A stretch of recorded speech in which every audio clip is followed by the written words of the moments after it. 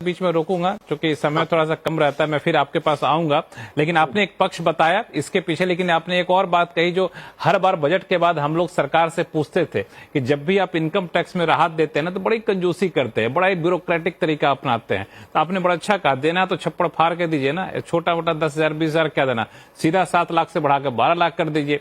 तो ये एक सेंटिमेंट को बूस्ट करेगा। शौर्य डोभाल साहब, ये सेंटिमेंट को बूस्ट करने में कितना कामयाब होगा?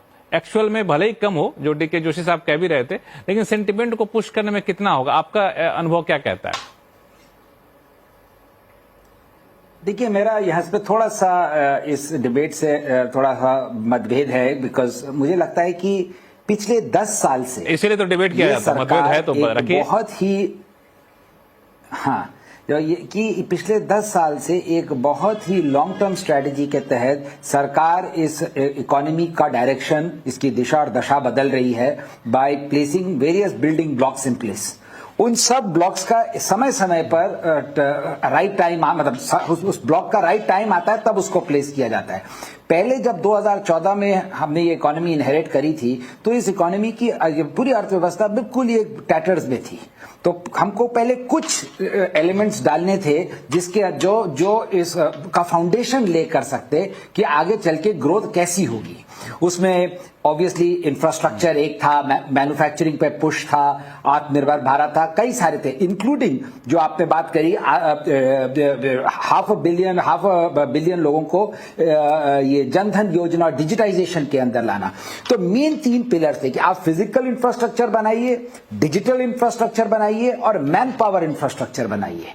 अब हमने पिछले 9-10 साल में इसका काफी हद तक फाउंडेशन ले कर दिया है। Now this puts the government in a very good position to start putting on top of that the discretionary spend in the hands of the consumers.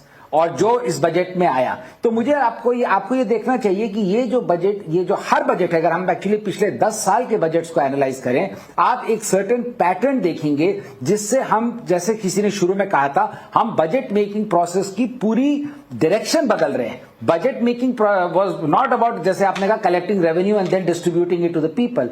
It was really about making it an instrument of or a tool of growth, जहां growth अपने में एक virtuous cycle हो, जहां पे private investment हो, private consumption हो, और फिर गवर्नमेंट जगह जगह पे स्ट्रेटेजिकली इनपुट्स करे depending upon the state of the economy and the state of play. Obviously ना डेमोक्रेटिक सेटअप, जैसे किसी ने कहा कि हमको इलेक्शन भी लड़ना होता है और कंपीटिंग पार्टीज के साथ वेलफेयरिज्म भी करना होता है, लेकिन उस सबको बैलेंस में रखते हुए long term direction Indian economy की रखें कि जैसे हम अब 1 से 4 ट्रिलियन इकोनॉमी आए और 4 से 40 की तरफ जा रहे हैं। हमको एक फ्रेमवर्क चाहिए और I am creditable to the government कि पिछले 10 साल में गवर्नमेंट ने कंसिस्टेंटली इस डायरेक्शन में काम किया है और उसका बेनिफिट हम आज देख रहे हैं, उसका और पार्ट बेनिफिट हम आज देख रहे हैं, जहां गवर्नमेंट बड़े बड़े डिसीजंस ले पा रही है।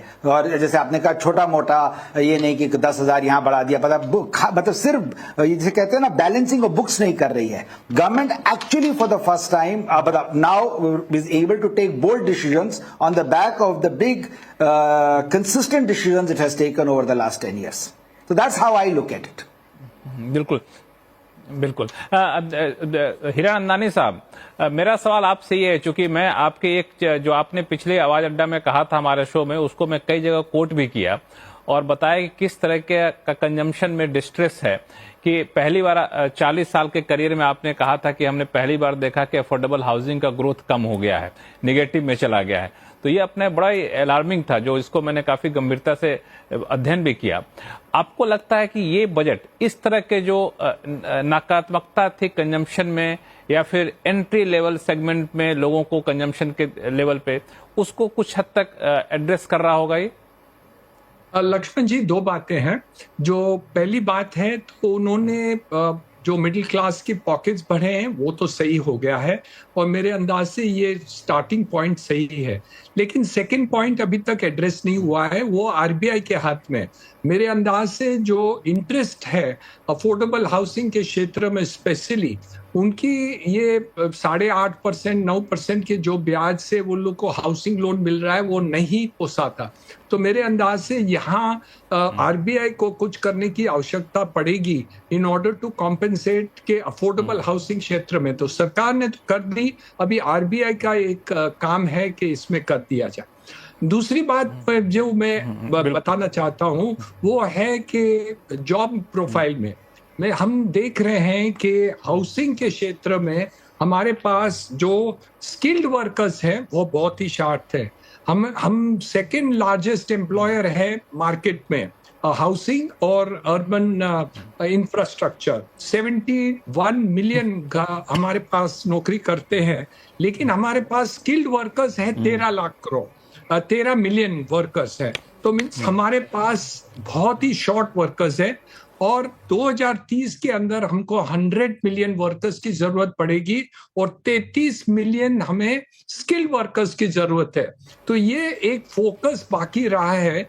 मैं समझता हूं कि जितना भी उन्होंने स्किल्ड वर्कर्स के बारे में ऐलान किया है वो काफी कम है, और जब तक ये नहीं करेंगे तो हमारे पास जो अनएम्प्लॉयमेंट सेक्टर है उसको नहीं पहुंच पाएंगे। लेकिन मिडिल क्लास की बात है वो बहुत काफी पूरा हो गया है। अभी ये जॉबलेस के बारे में हमें कुछ सोचने की आवश्यकता है। बिल्कुल, ये बड़ा ही इंटरेस्टिंग सी चीज आपने बताई हीरानंदानी साहब कि जो आप लोगों को मैन पावर की दिक्कत है, लोग मिल नहीं पाते, स्किल्ड लोग नहीं मिल पाते हैं। ऐसा ही शो मैं 1-2 दिन पहले कर रहा था, तो वहां पे एक एमएसएमई मैन्युफैक्चरिंग सेक्टर के प्रतिनिधि आए थे। वो कह रहे थे कि हम लोग तो बोर्ड लगा करके बैठे हैं, कोई आ जाए हमारे पास जॉब कर ले, लेकिन कोई जॉब करने को आदमी मिल नहीं रहा है। अनिल पद्मनाभन साहब, ये कैसा गैप है? एक तरफ बेरोजगारी की बात की जा रही है, एक तरफ लोग ढूंढ रहे हैं, मिल नहीं रहा है। इस चैलेंज को एड्रेस करता हुआ बजट दिख रहा है क्या? क्योंकि स्किलिंग पर तो ऐसे पिछले कई सालों से फोकस रहा है। लक्ष्मण जी, बजट सिर्फ कोशिश कर सकता है। हमें याद रखना चाहिए कि एक लेगेसी डेफिसिट है। आप सोचिए, इस बजट में ही वित्त मंत्री का एक ऐलान था कि 2019 में जो हर घर जल का प्रोग्राम लॉन्च हुआ, तो अब जाके 50% हमारे रूरल गांवों में हर घर में 50%, मतलब हर हाउस एक से अभी भी एक, मतलब 1/, इसको कैसे बोले, मतलब 50% लोगों के हाउस होल्ड्स में डायरेक्ट पानी नहीं आता है। तो ये ऐसी लेगेसी डेफिसिट है। मैंने अभी थोड़ी देर पहले कहा 45 करोड़ लोगों को अभी बैंक अकाउंट मिला। तो ऐसे अगर हम बढ़ाते रहें तो एक डेफिसिट है। अब इस डेफिसिट को आप भूल जाएंगे और सोचेंगे स्किल डेवलपमेंट इंडिपेंडेंटली बढ़ेगा।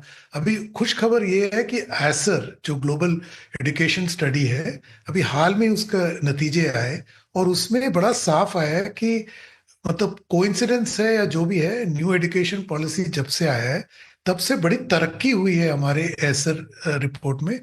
मतलब यूपी जैसे एक स्टेट में भी हमने ये बहुत फर्क नजर आ रहा है। तो ये जो बदलाव आप चाहते हैं वो मतलब तेज गति से हम चाहते हैं, बट तेज गति से कभी आता नहीं है। मतलब जैसे चेंज जो होता है हर बार स्लो ही होता है। और मैं आखिरी में एक और बात मतलब वापस जाना चाहता हूँ, जो मैंने शुरू में कहा था कि मैं पूरी बात कर नहीं सका, कि ये हमें याद रखना चाहिए जो प्रधानमंत्री ने जो कहा कि सरकार का खजाना भरना नहीं बट पब्लिक का खजाना, पब्लिक का झोला भरना है। तो उसमें इस कंजम्पशन जब आप बढ़ाओगे, हमारे देश में समस्या क्या है? कंजम्पशन है और निवेश का प्रॉब्लम है। तो कंजम्पशन का प्रॉब्लम एक तरीके से उन्होंने एक मतलब नज दिया है। अब निवेश का जो है ईज ऑफ डूइंग बिजनेस, और जो उन्होंने वित्त मंत्री ने कहा कि सारे रेगुलेशंस का रिव्यू हो रहा है, और फिर जो डीक्रिमिनलाइजेशन जो किया है, तो और दूसरी तरफ से जो ईज ऑफ डूइंग बिजनेस के और कदम उठाए, इन सबको जोड़ोगे तो निवेश भी बढ़ेगा। जब कंजम्पशन और निवेश बढ़ेगा तो देश का ग्रोथ भी बढ़ेगा। तो सरकार का खजाना देश के ग्रोथ के बढ़ने से बढ़ेगा।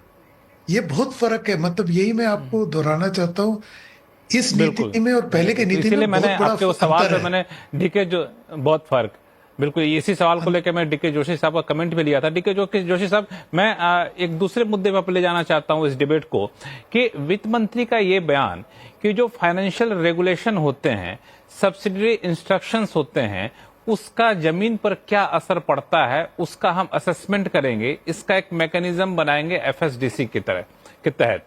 ये जो बयान है या सरकार का ये डिसीजन क्या इशारा करता है? क्या ये इस तरफ तो इशारा नहीं करता है कि पिछले दिनों रिजर्व बैंक ने एमएफआई के लिए, एनबीएफसी के लिए जो स्टेप्स लिए थे, जिसकी वजह से निचले लेवल पे क्रेडिट आउटफ्लो कम हो गया था, उस तरह की दिक्कत ना हो, इसलिए सरकार ये कदम उठाना चाहती है? देखिए, इस पे तो मैं कह नहीं पाऊंगा कि किस लिए ये स्टेटमेंट दी गई, but in general I think जो किसी भी चीज को मॉनिटर करने की आवश्यकता होती है तो ये रेगुलेशंस को मॉनिटर करना भी एक मतलब सही चीज है। तो उससे आपको पता चलेगा अगर कोई सिस्टम में प्रॉब्लम है। आई थिंक मैं इसको इस तरह से देखता हूँ।